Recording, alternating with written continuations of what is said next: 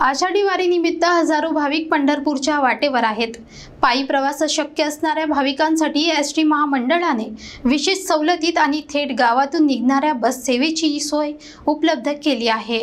आषाढी एकादशीच्या निमित्ताने संपूर्ण महाराष्ट्रातून लाखो भाविक पंढरपूरच्या विठुरायाच्या दर्शनासाठी निघाले आहेत। अनेक वारकरी पायी वारी करत विठू नामाचा गजर करीत पंढरीची वाट चाललेले आहेत।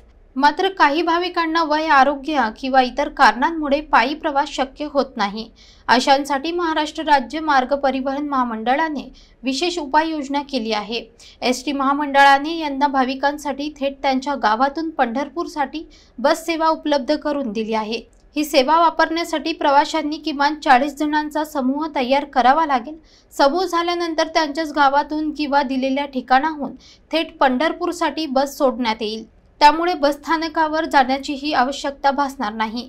महत्त्वाचे म्हणजे या प्रवासासाठी प्रवाशांना किलोमीटर किंवा तासांनुसार भाडे आकारले जाणार नाही। नियमित तिकीट प्रमाणेच भाडे आकारले जाईल। महिलांना या प्रवासात 50% सवलत दिली जाणार आहे।